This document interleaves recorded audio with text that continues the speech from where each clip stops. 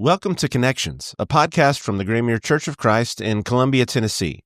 Our goal is to have discussions and messages that encourage us and strengthen our faith. We appreciate you joining us. Let's keep learning and growing together. Thank you for joining us for Connections. I'm Andrew Phillips, and I'm looking forward to the chance to have a conversation that will hopefully be encouraging to you and spiritually uplifting. I'm thankful that we have James Thomas here with us today, and we're going to have a conversation about a place that is special to both of us and to a lot of folks here in Columbia Academy. And so we'll be getting a little more insight as to the history behind the school and some of the people involved. And hopefully it'll be an encouraging reminder of a lot of good that's taking place in our community. I'll start off by asking James, if you don't mind, just kind of introduce yourself and let us know a little bit more about you. Sure, happy to. Thank you for inviting me today. James Thomas, and I am the president at Columbia Academy. This is my 17th year as president, and I'm also a Columbia native. We moved here when I was 10 years old and enrolled in Columbia Academy as a fifth grader. And came from Kentucky and public schools before that. But so this is home for me, and I'm honored to get to serve the school and be part of the mission, and I'm happy to have the conversation with you and tell you about it. Absolutely. Well, as I mentioned earlier, one of the neat things that we get to do at Graymere every year, and I think a lot of congregations do this when you're going back to school, is to have a special prayer and a time of prayer for all the students, teachers, and everything. And so that's one of the neatest moments when you see all of the people that are going to be involved in education. And so as I think about that from the Graymere perspective, I mean, we're so grateful for all of the people involved in teaching and in staff work at all the different schools. We're thankful for all of those in town. And of course, there are some special connections we have with Columbia Academy. And so I thought it might be helpful for us just to know a little bit more about the story of CA. Not everybody might know. So wherever you'd like to start, if you could kind of start us off with the beginning of how the school came to be before the fifth grade, right. James Thomas arrived. You know, what was happening? Sure. And this is what I've learned over the years, but people that are familiar with Columbia know about our campus. I'll go way back. It was originally built in 1890 by the federal government as an arsenal. So 67 acres. It was on the outskirts of Columbia at the time, dirt roads, and the federal government, act of Congress, passed. Boom, let's put an arsenal in Columbia. And they built those 11 original buildings, all the big stone buildings that we see that are so pretty. And so that was an arsenal. 12 years later, 1902, they closed the arsenal. And that's kind of interesting to me. You know, hundreds of millions of dollars in today's money they spent to build it. And then 12 years later, stopped. That was right after the Spanish-American War in 1898. And, maybe they thought the arsenal was not needed as much for the southern border and Texas and all that, but they closed it. And then the local people said, after a year of it sitting there, they said, that ought to be a school. So then another act of Congress was passed. Senator Carmack, I believe, was from Columbia, and he helped get it passed, and they turned it into a school. So in 1904, it became Columbia Military Academy, and it was operated by the military starting then, and that school lasted until basically 1979. So for 75 years, it was a military academy. During that time, the control transferred, though, from the federal government to a local board that ran the academy. So, and its heyday, I would say, was in the 50s, had maybe 600 or 700 students. Wow. A lot of boarding students in the dormitories, but students came from other countries, other states. They boarded at the school as early as like fourth grade. They would come and live there. Yeah, they had lower school. And so, but then it became a local board. And in the 60s and 70s, my understanding is with Vietnam, military academies started to fall a little bit out of favor.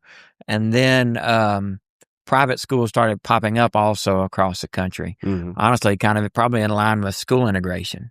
People started starting private schools. And so the desire to come, or the need to come to a place like CMA was not as much. So people would go to their private schools. So their enrollment started declining in the 60s. Late 60s, they added girls to the campus. Okay, so it was boys only. It was boys only all that time. It was a good school, honor school. We still have reunions with the CMA alumni. Yep. They come back every other year, and they have a lot of them have fond memories of their time there. People from that campus served in every conflict of our country throughout the years. They've been very patriotic, service-minded, and so it was a good school. But enrollment went down, and at a private school, that's kind of what drives the ship is your enrollment, right? Tuition and all that. So late 60s and then the 70s, it really kept declining. And so my understanding is mid 70s, late 70s, they were in a lot of debt, and the campus was not being taken care of, because when you don't have money, you can't upkeep it like you wanted to. And so they were about to close the campus, and the CMA board was going to sell it, but they heard about a group of Christians in town that wanted to start a Christian school. And I believe that Wayman Hickman was highly involved. He was a banker in town who's now passed away. He was the president, chairman at First Farmers Bank for a long time. But he was on the CMA board. He heard about these group of Christians, and they got together, and they basically said, you can have the campus and everything in it if you'll take on our debt. So that original board talked about it, and this is a quick summary. There's a long story, but they talked about it and they agreed. And so they took on about $850,000 of debt. Wow. And took over the campus in the 70s. In the 70s, yeah. I did the numbers one time, and this was several years ago. That's like $4 or $5 million in today's money. And again, they didn't have a denomination headquarters to fund it. They didn't have money in the bank. It was just kind of on faith that they said, we think we can make this work. So they signed on the line of the note. And then after they did that, I found out that there was another $150,000 in debt that they didn't know about. Receivables, things that they had already ordered that they were on the hook for. So it ended up being about $1 million, I believe, in debt that they took on. The school never closed. That was the CA took it over in 1979, the fall of 79. So it never closed, and some students stayed, some left, and some new ones came. But I think the first year there was 230-some students, K through 12. And it never lost accreditation, which I think is interesting. Wow. CMA was accredited in 1911. So it started in 1904. It was accredited in 1911. So our campus has been accredited for over 100 and whatever that is, 110 years, 115 years. So it's kind of unusual. With the Southern Association of Colleges and Schools is SACS, and so we're still accredited. But anyways, that's kind of how it started. And then it struggled for a long time to pay those debts, and really a lot of blood, sweat, and tears went into it. And we can talk about those details. But I did want to mention the original board members. Yeah, absolutely. Would you like the original that? ones who represented several congregations in town. Yeah, and signed. Yeah, and so there's a plaque in our business office right now with their names on it. I don't know who put it there, but it's been there a little while. And the verse is, "Where there is no vision, the people perish." Yeah, that's on the plaque, Proverbs 29:18. But the founding board, and this says June of 1979. So Joe Delk. Okay, yeah. Graymere member. Dr. Earl Dennis. I think he was affiliated with Lipscomb at that time. Michael C. Green. Yeah. Mike Green, who was county commissioner later, not the preacher Mike Green, but the other Mike Green. Mike Kessler, who is one of our elders at West 7th, and he was the first president of Columbia Academy. Charles Lane, and then James Putman, who is also a West 7th member, and he worked at Farm Bureau, I believe. And then J.C. Warren, who was one of the elders here, I believe, back in the day. And then John Vaughn was original board member, and I think he was the longtime chairman of the board. Okay. So those men are the ones who originally were the first board. They had a special board meeting when it was CMA board. The CMA board met, and they voted to turn it over, and the CA board members came into the room, and the other guys left. Wow. that first night in 79. So that's how it started.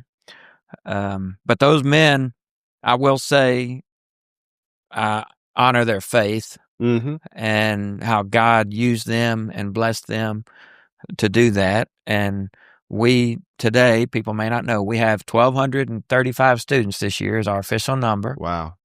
Preschool through 12th grade. That includes about 162 at our satellite campus in Spring Hill.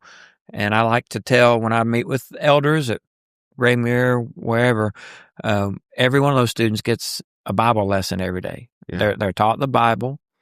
All of our teachers are members of the church, and they're around Christians. We have daily chapel in the upper school, weekly chapel in the lower school, and so God's word is being taught. And I think the original mission continues, and it's still happening today on a daily basis. I'm very committed to that. Our board is committed to that, and that's why we're there, is to teach young people all about life, what they need for school and education. But the most important thing is we teach them God's word, and we help them get to know Jesus.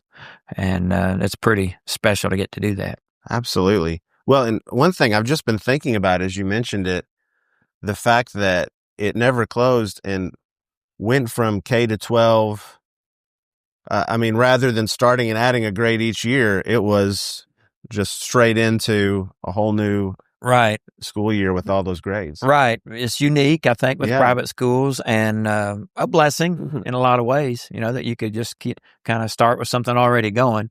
But, I've interviewed these guys, the ones that are still living, and Mike Green, and another person I want to mention is Dennis Stephen. He joined the board probably the next year. Okay. He was on the board a long time, and they'll tell you stories about those early days that were so hard.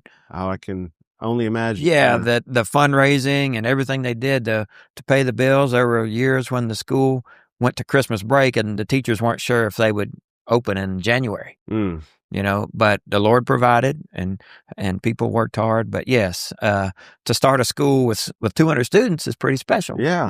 And I know they had challenges, but kind of looking back, you can see how God has blessed it and continues to. Yeah. Yeah, that's just an awesome thing. And I don't know if everybody, we've had so many folks move to Columbia and move to the area and might not all know that story. And even we were talking about earlier, those historic buildings on campus, you were able to actually get the blueprints for some of those. So tell us a little bit about how that happened. Yeah, that was fun. I like history, and we have that beautiful campus that we're so proud of, and we get lots of compliments on. It's very unique, feels like a college, and our students move around between the buildings. But we were looking to renovate one of the old buildings, and we were in the basement of it. Actually, it's Miss Kathy's house down by the preschool on that corner there at Trotwood and Academy Lane. And we were in the basement, and they were talking. The architect was down there and a contractor, I guess, and they were saying, I wonder what they did here. It looks like they renovated the building. And I started thinking, I was like, it would be nice to have the blueprints for this campus. And then if you think about it, it was a federal arsenal. And so I was like, the government doesn't just throw away documents. They keep things. So I got online and went to the National Archives.gov, I guess, and typed in Columbia Arsenal, which is what it was called. And it popped up. It said, we've got the records. They're not, some of their records are digital. These were not digital. They said they're in 3 files, about 100 blueprints, and they're located at the National Archives building that keeps their cartographic records, is what they call it. Their maps and blueprints are at a satellite of the National Archives, and it was in College Park, Maryland, which is right outside Washington, D.C. So I said, there's 2 ways to get that. One way would be to hire somebody to go do that research and get them for you. But I said, I'd rather go do it myself. And so I went with our 8th graders. They go to D.C. every year. And I had an 8th grader on that trip. I had to get certified to be a researcher. Had to take a little class. And online, and because they're very serious about who gets to see. Who gets to do it, and so on. I mean, it's open to the public, but they want you to be prepared.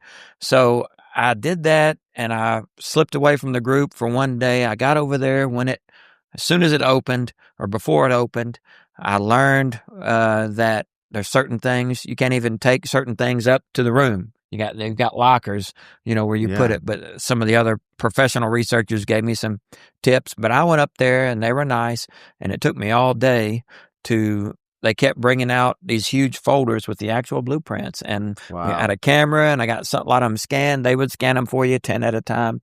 But it was a fun experience to see the original Yeah. blueprints with stuff on them, hand drawn from the 1890s, all Wow. numbered and detailed, and it was just a really great experience. So now we've got all these digital copies of the buildings. We learned a lot about the buildings and how they originally were laid out, and it's fun. So we've even put together a little book about that with Okay. some of the pictures.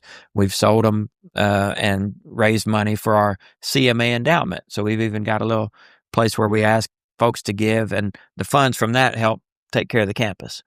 So we feel a responsibility to maintain these historic buildings. We're using them for our purposes, but it's just kind of being a good steward too of what we Absolutely. have. Yeah. Well, I just think about too, people probably as you drive by, it is such a scenic sort of thing to see off of Trotwood or wherever you're driving down, or West 7th, see those buildings. And I know you talked a little bit about the blueprints. Is there anything that might be neat for people to know if they're driving by and if they're looking at those buildings? I know. Yes, there's a couple things. One, if you know where the Vest Hall is, the lower school elementary, there was originally a stables there. Okay. And I got the blueprints for the stables. It was a 2-story stable with stairs in the middle, and the blueprints showed here's a place where you wash your carriage, and upstairs it had trap doors where you could drop down the oats and the corn and the grain, to take care of the animals, the horses, I guess. We found a picture with the soldiers on their horses originally. Wow. And that actually kind of debunked a myth that I was always told the stables were in the bottom of the old main building, the big building on West 7th. But that didn't make sense, and I don't think that's right. Right. I mean, it's kind of, it looks like you could have stables down there, but they built original stables. Yeah. So the horses wouldn't be under your building. It would make more sense. So that's one. But the other one that is maybe even more interesting, if I can nerd out on this, is absolutely. Miss Kathy's house, which is that 2-story brick down right beside the preschool on the corner of Academy Lane and Trotwood. We've used it as a preschool, but it was originally a 1-story building, and it was called the Magazine. And it was away from the rest of campus because it was where they stored the black powder. Oh, okay. For the munitions and different things.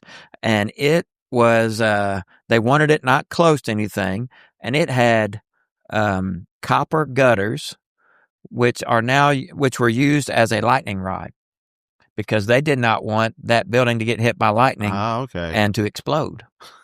Yeah, I guess not. Yeah. We had all the black powder. So that was kind of on the corner of campus, that southwest corner. Yeah. And it was originally a 1-story building, and we got the plans for that, even the plans for the black powder kegs, and it said copper gutters. And you can even find another one of those.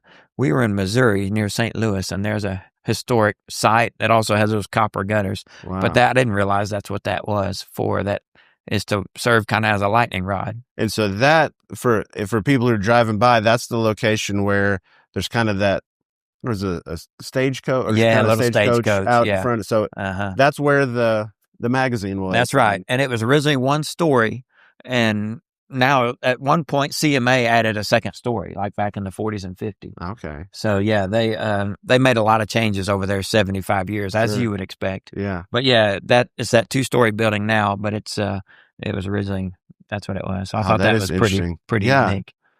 Yeah. Well, and just because I'm like you, I appreciate that history more and more, and just to have what used to be, you mentioned, on the outskirts of Columbia. It's funny to think about how things have changed. And we've got folks here at Graymere that are associated with CMA and talk about, guys, you'd try to get a ride into town, hitchhike into town, and listening to the radio and finding out what uniform they're supposed to wear that morning, and just all of those things. Yes. And another Graymere connection I want to mention is Mike Gilchrist. Yes. He's still active CMA board member. He's been the president of their alumni association, but his dad was the commandant of the campus. Yes. He was over it all. And Mike, they lived in Academy Hall, which is the building that my office is in now. So my office is in his parents' bedroom. That's funny. Yeah. Academy Hall is the one when you enter on West 7th Gate, there on the right. Beautiful, unique building. And Mike's bedroom was down the hallway. And so our admissions person's office is in his old bedroom. But Mike, grew up there. He loves it too. Can I tell a quick diversion here? I'm a Pittsburgh Pirates fan. I was born in Pittsburgh, and Mike liked the Pirates too. And he will tell you the story of 1960.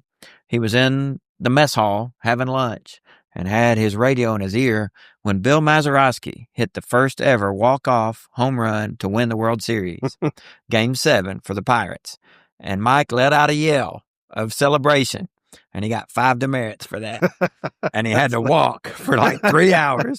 But I think that may be the only ones he ever got. But he said it was worth it. That's right. And I just love that. He was willing to make that sacrifice. Yeah, I love that story of a teenage boy listening to his baseball game. Oh, that's awesome. Yeah.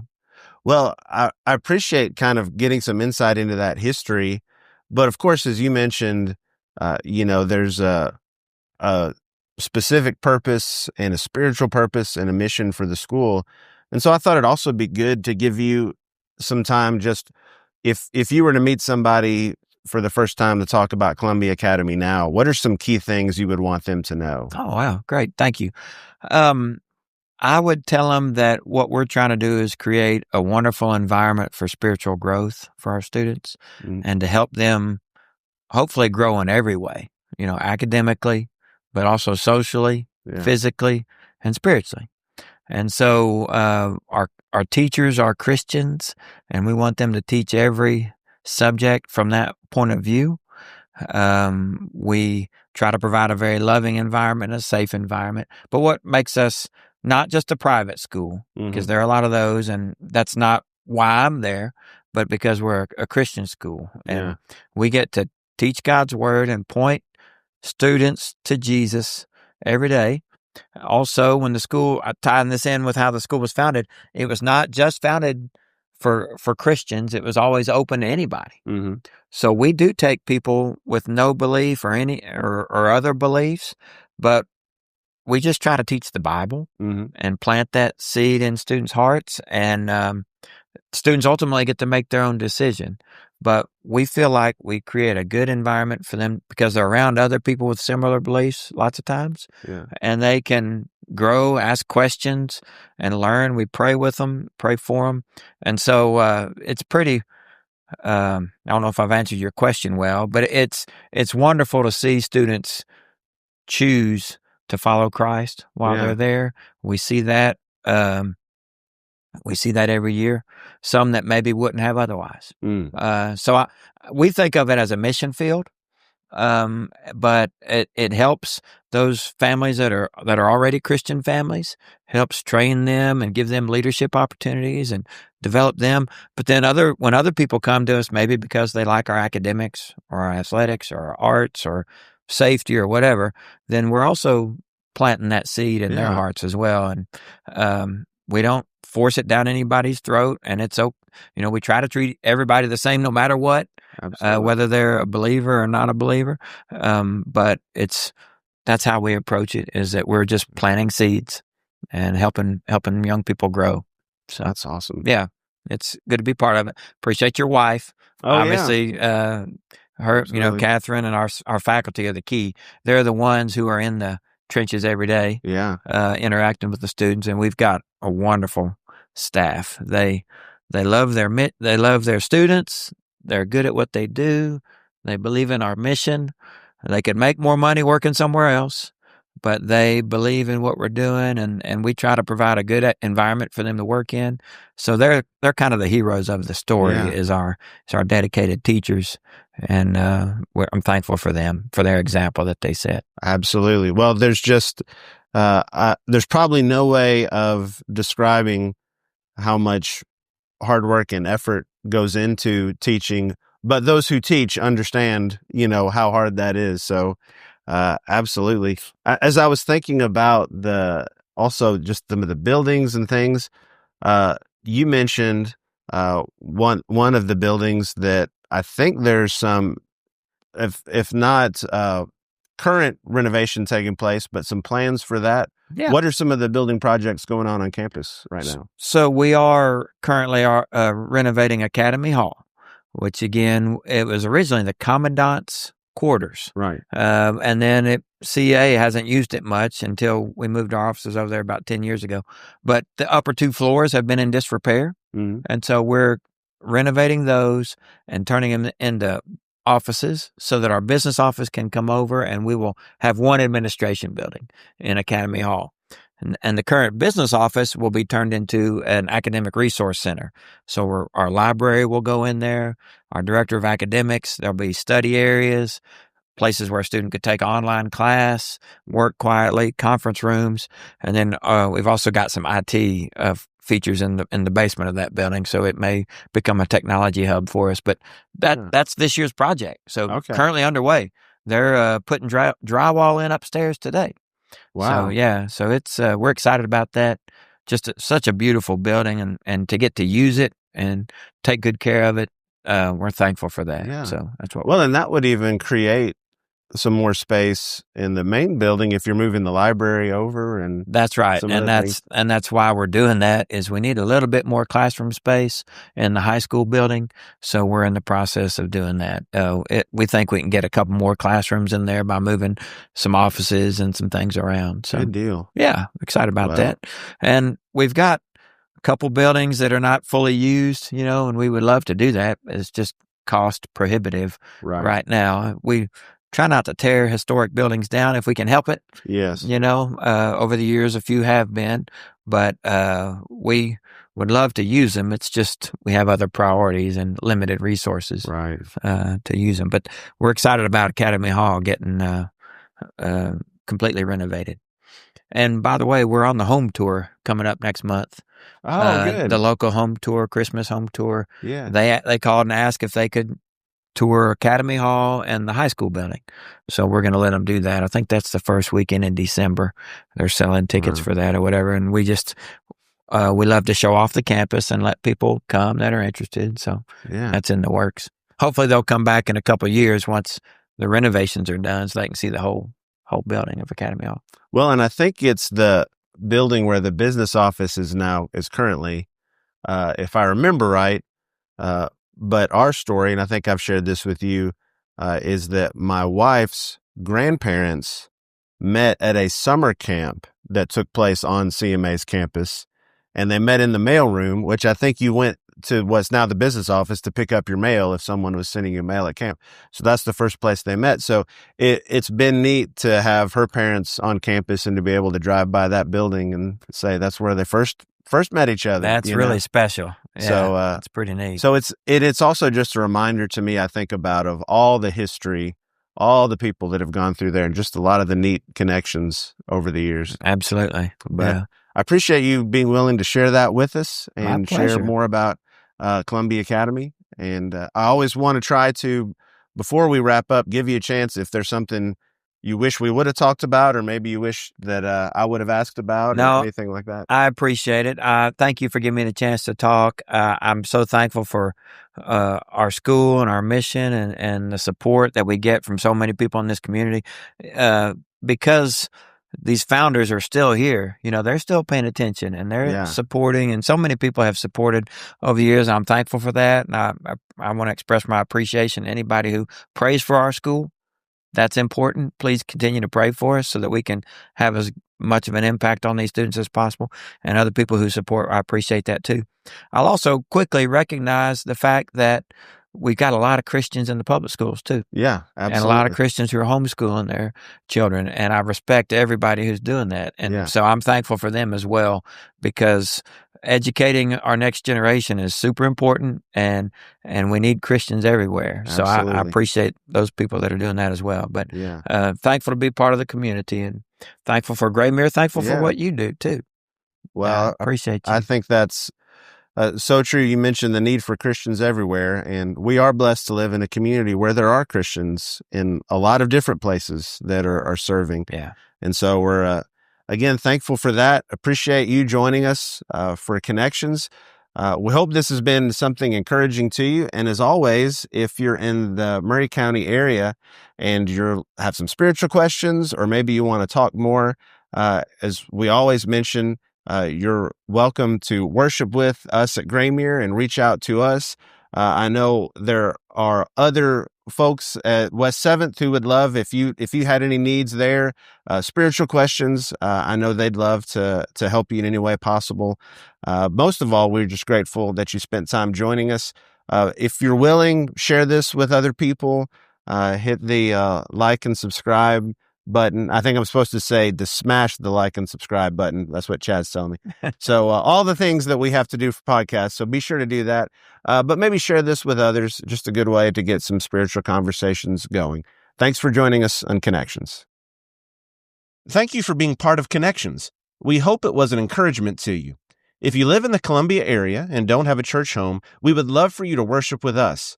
You can find out information about meeting times, classes, and what to expect at graymere.com.